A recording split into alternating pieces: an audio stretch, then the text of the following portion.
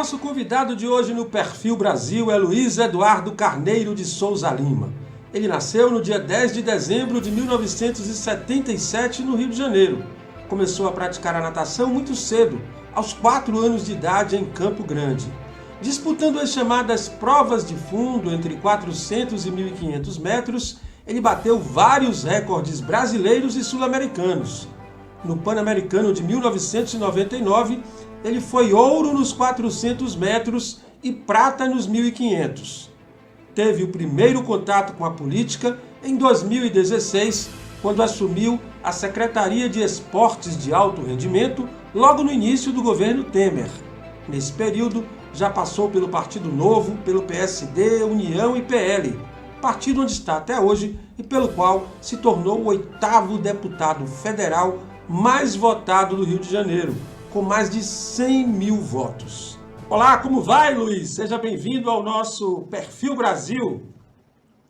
Robson, um prazer estar falando com você, com o Portal Aliança, falando com a Bahia, esse estado maravilhoso que eu tenho, um querido amigo, Robson, aí em Salvador, é o Edivaldo Bala Valério, o primeiro medalhista olímpico da Bahia, Ana Marcela também, os dois eu nadei na seleção brasileira. O Alan do Carmo também, né? O Alan do Carmo, campeão brasileiro, campeão pan-americano, atleta olímpico, são os 3 ícones aí da natação baiana e que eu tive a oportunidade de nadar com os 3 na seleção brasileira. Ana Marcela bem novinha, com 15 anos, e o Edivaldo tem a mesma idade, nós somos nascidos ali em 77 e ele em 78, estivemos juntos nas Olimpíadas de Sydney, na Austrália, no ano 2000. Então, a Bahia, Robson, eu tenho uma ligação com a Bahia, e eu já vou te adiantar aqui, muito forte, além de ter sido campeão brasileiro nadando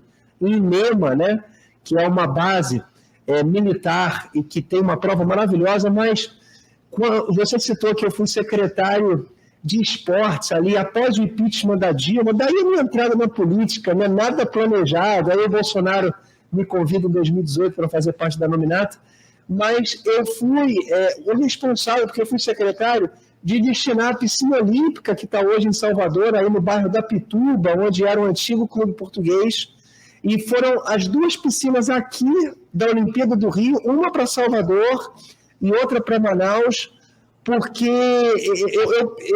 eu percebi, né, e todos nós sabemos, que a Olimpíada foi feita com recursos de todos nós. E a Bahia, por ter essa facilidade, e só tinha uma piscina olímpica na Bahia, se eu não me engano, era uma piscina do Estado, e a Bahia precisava de uma outra piscina olímpica, e o Edivaldo se tornou também o coordenador dessa piscina olímpica em Salvador. Então, foi uma das ações que me deixou mais feliz enquanto a minha passagem aí de secretário de esportes.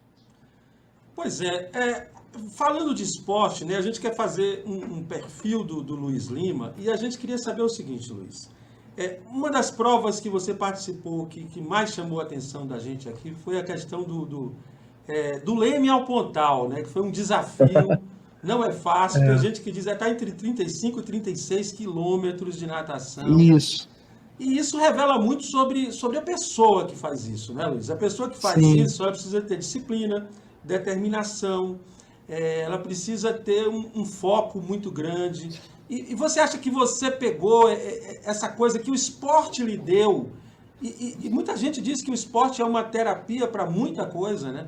E que pode você levar essa experiência do esporte para tudo na sua vida. Você acha que você consegue fazer a transferência desses valores que você pegou lá no esporte para a política, que é um meio completamente indisciplinado, diferente e caótico? Robson, nem todo atleta vai se tornar um político que entende o jogo da política. E não necessariamente você precisa ser desleal para você vencer na política. Eu uso muito do que eu aprendi no esporte, do que eu vivi, que é exatamente o que você citou, que é a disciplina, que é a coragem, que é a determinação, que é a lealdade, mas principalmente a vontade de vencer. Você citou uma prova, né, do Leme ao Pontal, 35 quilômetros, uma prova individual. E, Robson, a política, apesar de você precisar de grupo, né, para você se fortalecer e para permanecer no jogo, é uma prova individual. Então, você tem que entender que as regras não são claras e você tem que se antecipar em relação a alguns movimentos. Brasília é um impacto para qualquer um, é uma reunião de 513 pessoas com histórias diferentes, com habilidades diferentes, com percepções da realidade diferentes, e que tudo isso misturado, se fosse feita de forma organizada e leal, nós teríamos aí a democracia sendo exercida da melhor maneira possível. Mas a gente sabe que, infelizmente, os interesses pessoais e partidários, eles sobrepõem a necessidade da sociedade em muitos momentos e em muitas votações.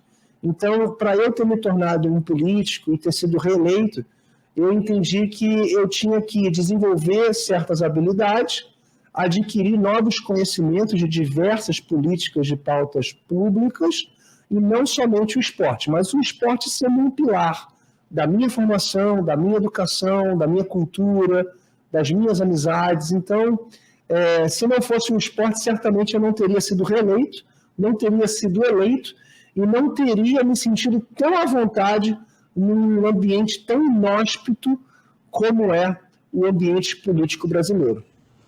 Ô Luiz, quando você fala inóspito, né, o que é que você, atleta, Luiz, porque uma coisa é a experiência de secretário, você está ligado a funções mais administrativas, não lida tanto com o jogo pesado, né, do legislativo. Mas quando o Luiz entrou lá no 2018, né, que encontrou aquilo com todo esse legado que você tem de ordem, de disciplina, o que você, qual foi a primeira impressão que você teve? Como é que você enfrentou essa transição e como é que você se posicionou, principalmente, Luiz, diante desse desafio e desse ambiente? Primeiro, Robson, você citou no início, nunca deixe de fazer atividade física, né? Isso ajuda muito, principalmente uma atividade aeróbica pela manhã, para você ter um raciocínio e ficar mais leve. Você tem que ficar muito atento em relação às pessoas novas que você está conhecendo. As disputas políticas, elas não ocorrem somente com os seus adversários. A disputa política, muitas das vezes, ela é realizada dentro do seu próprio partido, com os deputados que foram eleitos com você.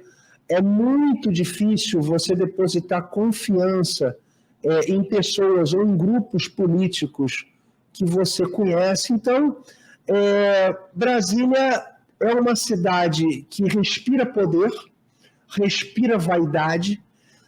Primeiro, é você seguir os seus princípios, é você seguir as suas verdades, é você entender que o que você diz para uma determinada pessoa, não necessariamente você vai poder dizer da mesma maneira para uma outra pessoa em Brasília. É bem difícil, não é fácil, mas você, com o tempo, você vai ser... Eu gosto muito de plenário, Robson. Eu tenho muitos discursos. Ano passado eu realizei aí mais de 200 discursos, muitas relatorias. Então, eu sou um deputado de plenário, mas você tem que entender, Robson, que as pessoas elas votam muito baseado na emoção. Tivemos muitos deputados com resultados muito bons na última legislatura, muito bom de plenário, muito trabalhador. Eu não faltei nenhuma sessão em 4 anos. Em contrapartida, tem deputados que não comparecem, que não participam de comissões, de relatorias, mas são bons de internet, por exemplo, né? Então, e esses deputados regressam. Então, eu gostaria de que a sociedade brasileira fosse uma sociedade que acompanhasse mais política, como o canal aí do Portal Aliança, e outros canais que trazem o conteúdo de cada deputado à tona para que o eleitor tivesse uma melhor informação do que está acontecendo. Luiz, a gente percebe por alguns resultados seus que você conseguiu se sair bem nesse jogo, não é? E sem fazer aquela concessão além do limite que você citou muito bem aí. Que a gente tem os princípios que precisam ser mantidos, mas o jogo não pode ser desprezado, senão a corda quebra. Aí eu te digo, você conseguiu, por exemplo, a gente tem um registro aqui, me corrija se eu estiver errado, você foi o primeiro deputado de primeiro mandato a emplacar um projeto do Legislativo. Quer dizer, a gente Sim, sabe que os projetos do Executivo atropelam e vão entrando na frente. sim. E eu já ouvi, inclusive, depoimentos de colegas seus de que é muito difícil para um legislador emplacar um projeto. Não é uma coisa fácil, mas você, em primeiro mandato, conseguiu aprovar um projeto relacionado com as mulheres, não foi isso o projeto? Então, assim, isso foi como que você conseguiu, no meio dessa selva aí do Legislativo, Luiz, achar o caminho para a aprovação de um projeto nessas circunstâncias, digamos assim, inusitadas? Bom, Robson, eu nunca deixei de ser assim um fiel deputado, né, um fiel defensor dos nossos princípios, né? Somos conservadores, somos de direita. Eu sou um conservador, eu diria, mais liberal. Entendo que a sociedade, inevitavelmente, com o tempo, ela muda, né? Mas, enquanto secretário nacional de esporte, eu sempre frequentei muito a Câmara dos Deputados, né? Durante um ano. E eu desenvolvi uma habilidade, mas que eu já tinha um pouco dessa qualidade em função de ser professor de educação física, de dar aula em Copacabana, que é a praia mais democrática do nosso país, né, com pessoas diversas. E eu me tornei o primeiro deputado, em menos de 6 meses, na última legislatura, tem um projeto de lei aprovado, uma alteração na Lei Maria da Penha, sancionada pelo presidente Bolsonaro, e essa alteração, ela levou a mulher agredida, né, a ter o divórcio, a separação de bens, a pensão, tudo no mesmo julgamento. O juiz da Lei Maria da Penha passa a ter duas funções, né, criminal e também de família, então na mesma sessão, e isso fez com que a mulher não encontrasse mais com aquele agressor e que simplificasse todos esses procedimentos. E eu consegui isso tendo a assinatura de todos os líderes partidários, um requerimento de urgência, e fazendo com que esse meu projeto de lei já fosse diretamente para o plenário. Isso é bem difícil conseguir, não é fácil. Você tem que conversar pessoalmente com cada líder partidário, até mesmo aqueles partidos que eram oposição ao governo Bolsonaro, mas se tratando de uma pauta suprapartidária, eu ali com poucos meses, né, com 3 meses, eu já conseguia as assinaturas de todos esses líderes partidários e conseguir pular as etapas que são das comissões, né? Então você começa um projeto de lei em uma determinada comissão e ela chega até a CCJ, a Comissão de Constituição e Justiça, para depois ir para o plenário. Eram 25 comissões na legislatura passada e agora são 30 comissões. Então, eu tive bastante êxito, foi aliado com disciplina, com vontade, né, com vontade de vencer, mas também sabendo como convencer as pessoas, principalmente os líderes partidários, a assinar esse requerimento de urgência.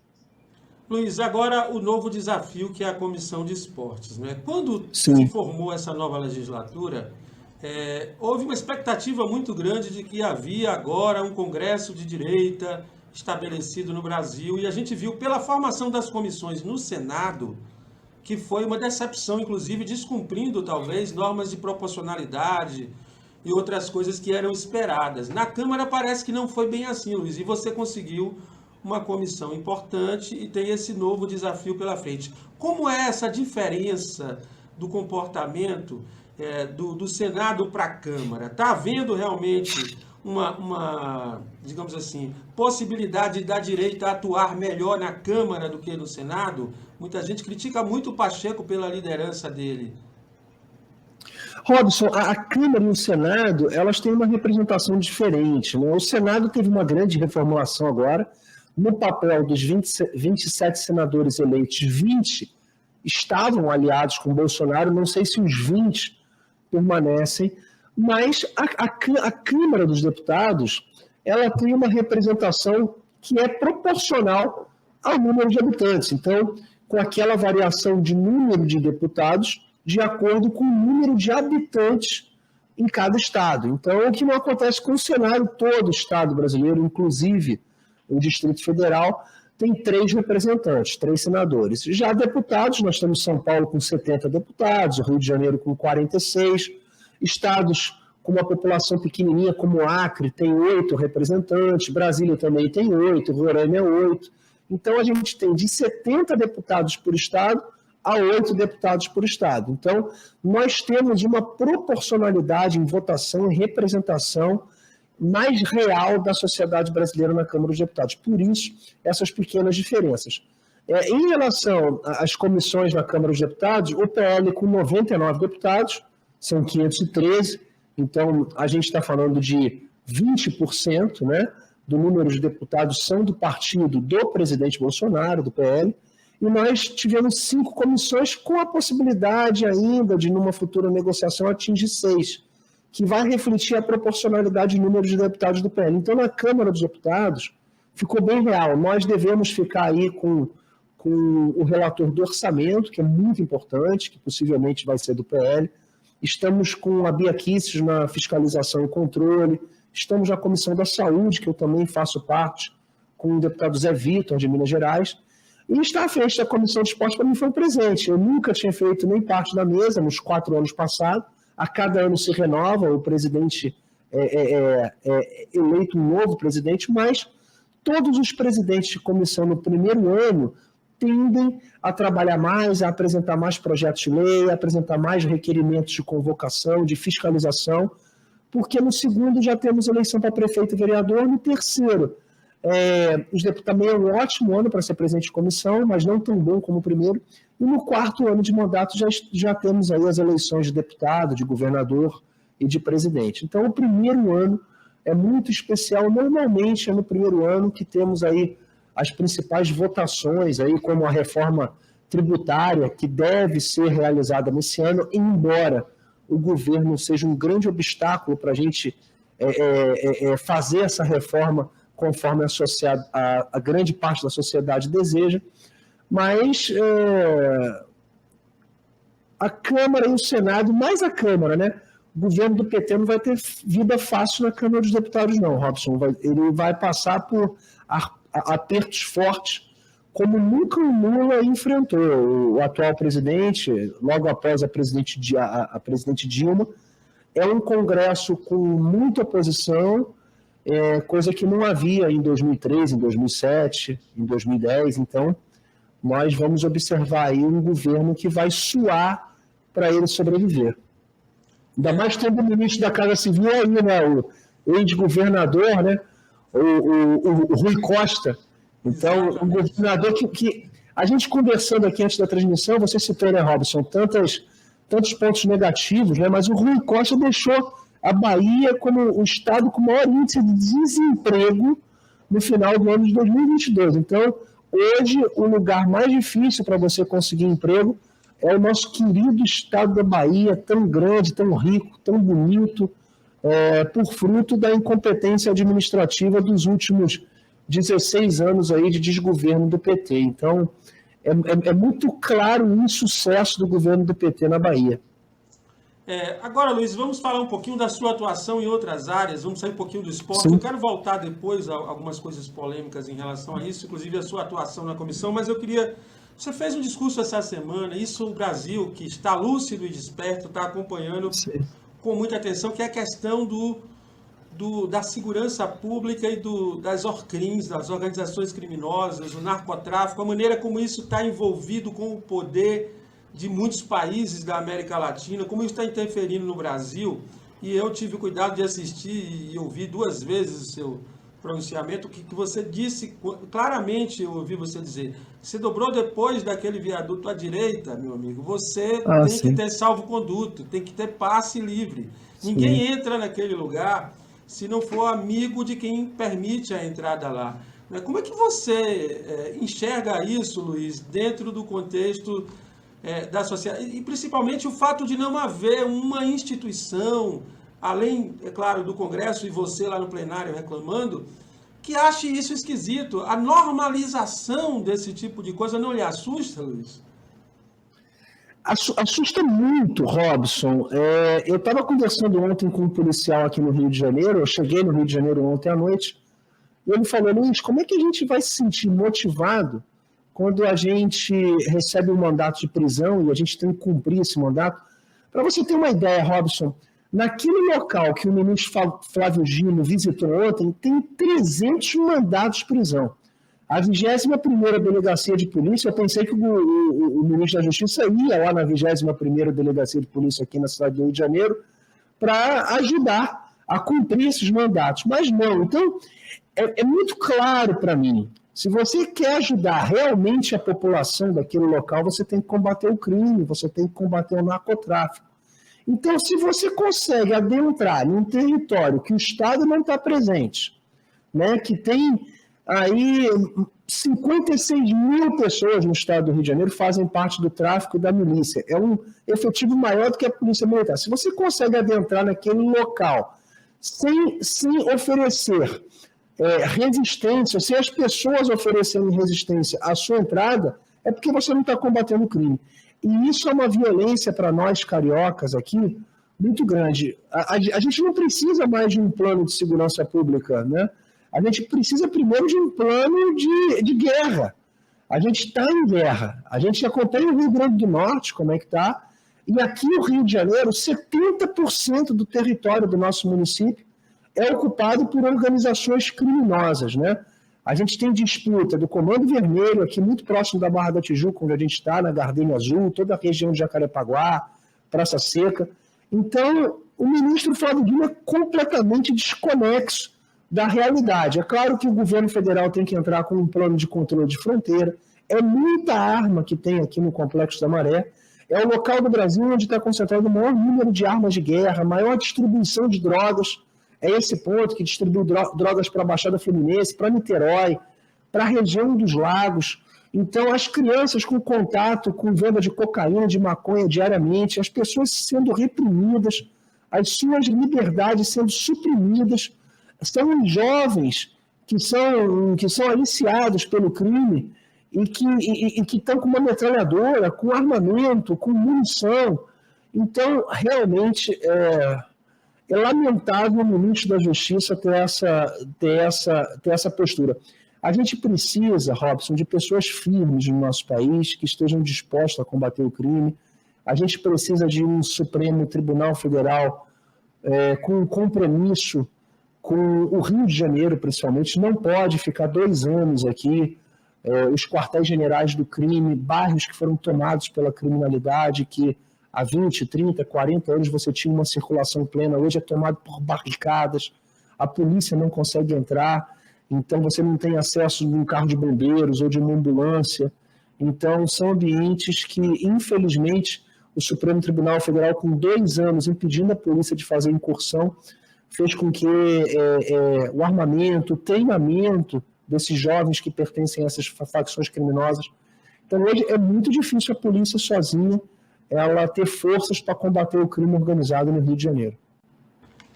Luiz, a gente quando fala desse assunto, né, no Brasil de hoje, a gente até fica temeroso, porque é um assunto delicado, porque o mundo todo está discutindo isso, principalmente a questão da América Latina, que você vê presidentes da República defendendo abertamente, né, o comércio de drogas.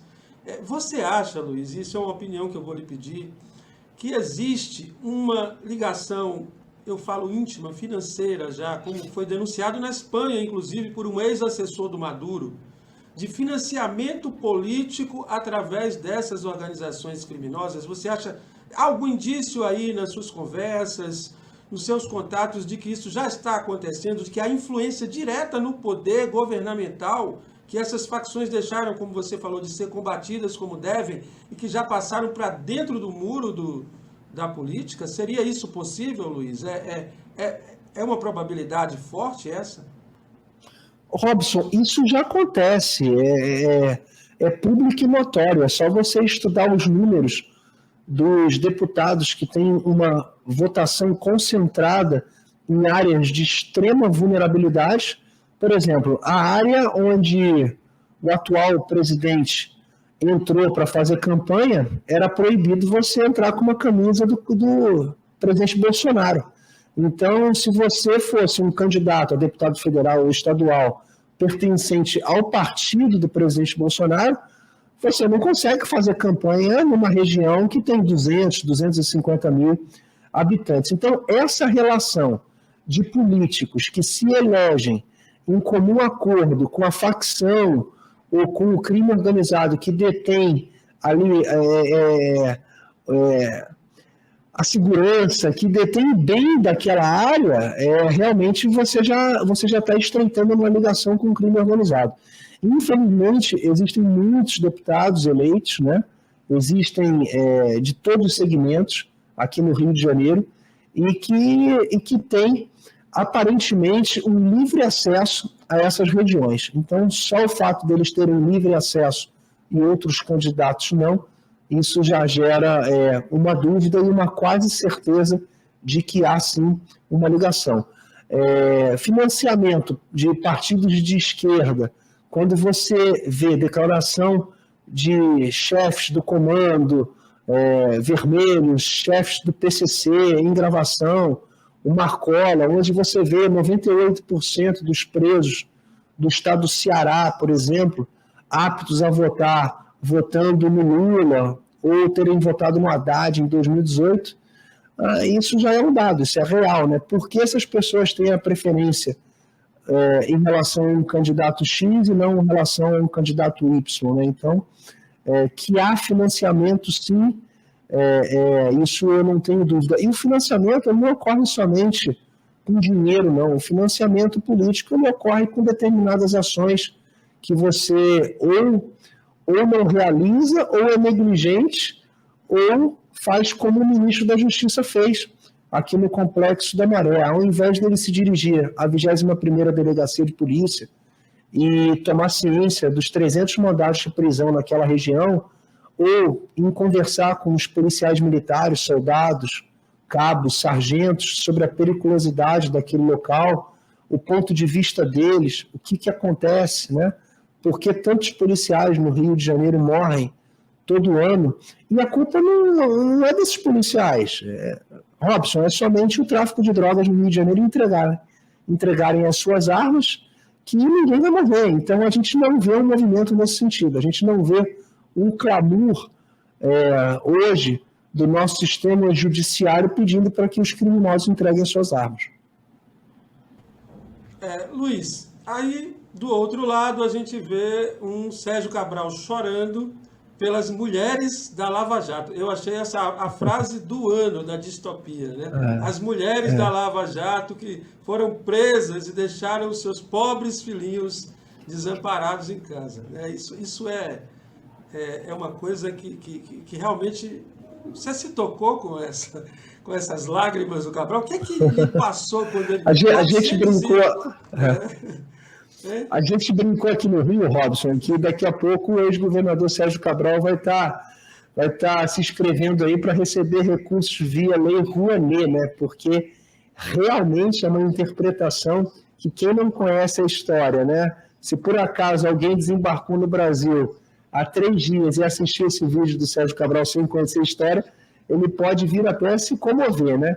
E imaginar que ele sofreu uma repressão indevida, né, que foram injusto com ele, mas o Sérgio Cabral é um réu confesso, né? O Sérgio Cabral, ele, em depoimento, ele cita, inclusive, que ele é um dependente de recursos via comissão frente às ações que ele realizou durante seu governo. Ele diz que isso era normal, só que a gente está falando de recursos da saúde, né? A saúde que já temos recursos escassos, né, que não atende a demanda da população. Então, quando você desvia recursos da saúde, você tá indo contra a saúde das pessoas que você deveria cuidar, você está matando diretamente pessoas, né? Então, você teve casos aqui de corrupção endêmica no estado do Rio de Janeiro. Eu digo o seguinte, que essas pessoas perderam a noção do roubo, né? Se é que para roubar você precisa ter noção, mas perderam a noção do roubo. Foi Olimpíada, foi obra do Maracanã, foi desvios aí de recursos da saúde, e em diversas áreas do secretariado no Estado. Tivemos aquela festa em Paris, dos guardanapos, ali começou a explodir muita coisa, muita denúncia. Então, definitivamente, o que falta ao nosso país é seriedade, é moral. Então, ouvir do Sérgio Cabral que os candidatos, né, as pessoas de direita são fascistas, né, que não tem Deus no coração, realmente dói. A gente perde até um pouco a esperança em alguns momentos, o Robson, porque em um país sério, em um país educado, com valores mínimos de moral e de disciplina, de respeito, isso não aconteceria. A gente teve um esvaziamento da Lava Jato, a gente teve o Marcelo Bretas aqui no Rio de Janeiro sendo desqualificado, tendo os processos aí do Sérgio Cabral praticamente anulados, um repeteco do que aconteceu com o atual presidente Lula, e isso põe em xeque todos os nossos valores. A gente teve a mídia patrocinando todo o retorno de uma quadrilha, é fato isso, a gente nunca teve o Brasil tão usurpado aí de seus valores e de recursos durante a época do presidente Lula e da aliança aqui com o governo do estado do Rio de Janeiro com o Sérgio Cabral. Então, a gente em determinados momentos, a gente tem esperança, é claro, mas a gente, quando pensa que o Brasil vai melhorar, vai decolar, há esse retrocesso. Mas estamos aqui firmes e fortes para que a gente retorne ao controle em breve, e as eleições de 2024 vão ser fundamentais para isso, com vereadores e prefeitos. Luiz, vamos voltar a falar agora de esporte, né? Você está assumindo a comissão de esporte da Câmara. Recentemente, não, isso é um assunto antigo. O Nicolas levantou a bola, mas a tua colega do esporte, do vôlei, que está lá nos Estados Unidos, que é a Ana Paula Henkel, já fala muito nisso, ela quase que cotidianamente ela toca nesse assunto, que são as pautas identitárias no esporte, né? Você tem alguns exemplos de coisas que aconteceram no esporte, mas eu vou citar esse aí do seu colega, deputado Nicolas, que foi a questão da participação de homens trans em eventos esportivos femininos, que para uns é inclusão e para outros é um prejuízo para o esporte feminino, né? A Ana Paula defende isso claramente, isso gerou polêmica, tudo no Brasil hoje que se refere a esses assuntos gera polêmica, e aí você vai assumir a comissão de esportes e você, talvez, em algum momento, você cruze lá com esse problema, né, Luiz? E aí, como é que você, pessoalmente, enxerga esse posicionamento da Ana Paula, do Nicolas, em relação a essa coisa do esporte, você que é do esporte? Em 2020, uma reunião, uma audiência pública na comissão de esporte, eu não era o presidente, mas o requerimento partiu de algum deputado, e nós tivemos a oportunidade de convidar até a Tiffany, que é uma atleta trans de voleibol, uma polêmica muito grande com outra jogadora também, outras jogadoras. Então a gente resolveu fazer, essa audiência foi muito positiva, mas para mim é muito claro, Robson, a disputa no esporte é entre os sexos, não é entre os gêneros, né? Então só pelo fato de ser entre o sexo feminino e o sexo masculino, já está explicado. Só que acontece que é uma regulamentação antiga do Comitê Olímpico Internacional que não imaginava, há alguns anos atrás, essa situação e que só conta os níveis de testosterona.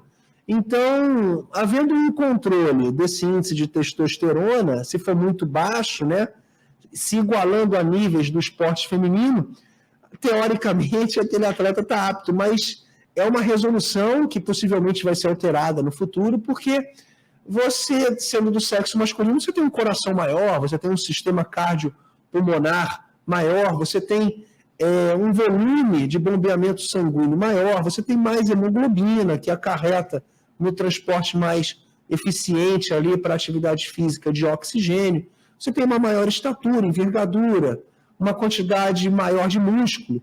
E nos esportes, como na natação, por exemplo, os jovens de 14, 15 anos, um menino de 14, 15 anos, ele já tem uma marca, se ele for o campeão da modalidade, a nível nacional, sul-americano, ele já tem uma marca que se equipara com a campeã adulta feminina. Então, é uma agressão. Mas fica também, eu vou confessar com você, Robson, assim, fica muito difícil nós, por mais que estejamos indignados, nós lutarmos por algo que as mulheres se propõem a competir. A minha opinião, o dia que as mulheres deixarem de competir com um adversário do sexo oposto, se recusarem a cair na piscina, se recusarem a lutar boxe com um oponente que é do sexo masculino.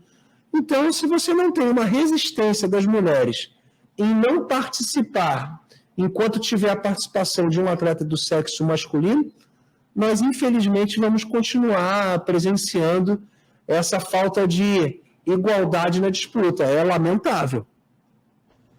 Luiz, estamos chegando quase ao finzinho do nosso Perfil Brasil. Eu tenho algumas coisinhas ainda que eu quero ouvir de você. Brasil dividido, Luiz. Brasil partido no meio e, assim, a coisa está ficando cada vez mais acirrada. Não é? Depois do governo Bolsonaro, não é? Ele mostrou coisas que estavam ocultas da maior parte dos brasileiros e despertou o gigante, como se costuma dizer aí no Rio de Janeiro. Inclusive tem uma imagem de computação gráfica muito bonita, né? Que é aqueles morros do Rio de Janeiro se levantando e virando um gigante. É o gigante acordando, né? É o gigante acordando. Então, assim, a gente quer saber de você o seguinte, Luiz, esse Brasil dividido, isso se reflete lá no Congresso, claro. E você vê, por exemplo, colegas seus, o Maurício, por exemplo, que foi lá para a Câmara com você. Agora teve, parece que um outro jogador, o Wallace, também parece que passou por um perrengue dele. Você não pode mais falar, você não pode mais se pronunciar, você não pode dizer algo que seja do espectro conservador, porque já tem os rótulos para colocar em você, né? Teve um caso agora, não sei se você tomou conhecimento, em Taubaté, de um promotor de justiça que proibiu os professores da rede municipal de dizer qualquer coisa relativa à religião, inclusive Deus te abençoe, é crime dizer. Não pode dizer Deus te abençoe, não pode falar nada de Bíblia, de Jesus, de nada na escola municipal, nem, entendeu? Então, assim, você vê algum caminho, alguma saída para rejuntar o Brasil, fazer o Brasil virar... Por exemplo, quando você competia, eu assistia você competindo, o esquerdista assistia você competindo, todos torcendo pela seleção brasileira, até a seleção brasileira ficou com torcida dividida por conta disso. Dividida. Você vê caminho para isso, para juntar isso de novo, Luiz? Eu vejo caminho, é claro que eu vejo caminho, Robson. Eu vejo como um dos principais responsáveis da gente não ter conseguido atingir todo o Brasil. Eu tenho o mapa do Brasil aqui, ó, atrás, eu não sei se vocês estão vendo, né? E a gente tem todos os estados aqui representados, né?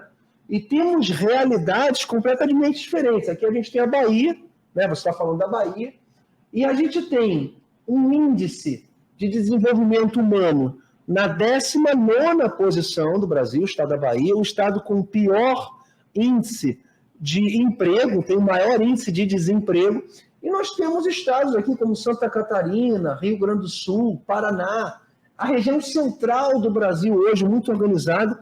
Então, lamentavelmente, nos melhores estados, naqueles estados que você tem um maior sucesso econômico, você teve uma votação maior para o Bolsonaro.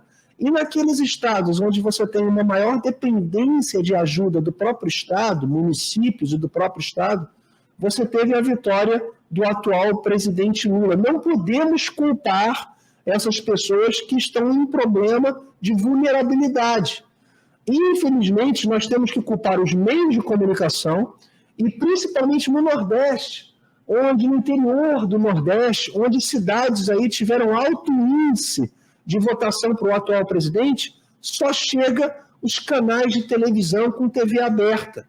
E, infelizmente, o principal canal do nosso país, a Rede Globo de televisão, ela sequer transmitia as manifestações espontâneas e as maiores manifestações em apoio a um presidente que já tivemos na recente história, ou talvez em toda a história do nosso país.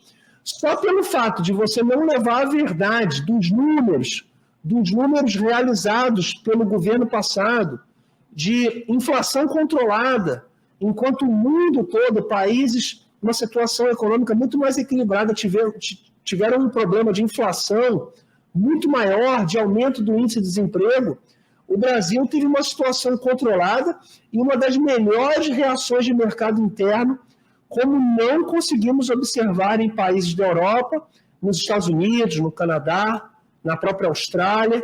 Então, infelizmente, essas pessoas não tiveram a informação devida. Tivemos um resgate de um partido que irresponsavelmente levou o nosso país a uma confusão, principalmente instalando a não democracia na Câmara dos Deputados, mensalão, petrolão, e agora estamos observando o uso político partidário para ocupar cargos de extrema importância na Petrobras, com o senador Jean Paul Prats, na Previ, que é o maior fundo de previdência do nosso país, com 200 mil beneficiários, que é do Banco do Brasil, com 250 bilhões.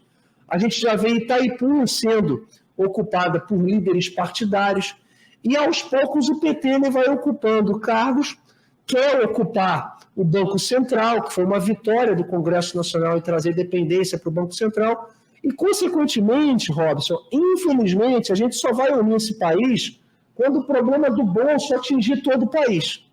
Então, a meta da inflação ela já foi descumprida, já com o rombo no teto de gastos, a previsão de inflação para o Brasil já está em 5,90%, é a 13ª semana que já aumenta a previsão dessa inflação. Então, infelizmente, o Congresso Nacional vai ser chamado por um erro do próprio Supremo Tribunal Federal, que na sua forma, como é constituído, já é errado, né, de você ter uma situação perene ali de poder até os 75 anos. Então, quando piorar bastante, e eu acredito que vai demorar muito menos do que se imagina, o governo vai ter sérios problemas, já não deve chegar a 2 anos, quando o Congresso Nacional vai ter que ocupar o seu espaço, trazer a responsabilidade para si e, novamente, a gente tem que pôr esse Brasil nos eixos. Então, a gente percebe uma polarização da nossa política, é inevitável, e um possível retorno e um possível fim de mandato aí em menos de 4 anos do atual governo. Essa é a minha percepção como deputado federal. A gente vê uma relação do atual governo com o Congresso já muito desgastada em apenas 3 meses de governo. Então, não sabem governar com tecnicidade, gastam mais do que arrecadam, seguem um modelo fracassado de política e, infelizmente, a gente vai ter que aqui ter uma união, não pelo amor, mas pela dor, tendo como maior responsável o desgoverno do PT. Luiz, muito obrigado pela sua participação. Eu que agradeço. Estamos aqui encerrando o Perfil Brasil com o deputado federal Luiz Lima. A casa é sua, sempre que precisar divulgar alguma coisa, nós estaremos à disposição. Agradecemos mais uma vez pela atenção e desejo sinceramente boa sorte para você nessa batalha que é de todos nós. É de todos nós, Luiz. Obrigado, Robson. Foi um prazer participar do Perfil Brasil e eu espero novamente, se você for a Brasília, vai ser um prazer recebê-lo dentro do plenário para a gente passar aí para os nossos amigos que estão acompanhando o Perfil Brasil como é o poder brasileiro, né, de Brasília, para que todos estejam mais engajados e que a gente possa, já em 2024, ter uma participação mais efetiva nas eleições municipais. Um forte abraço, Robson. Outro abraço. E a gente fica por aqui com essa edição do Perfil Brasil. Semana que vem a gente tem outro convidado. Até mais.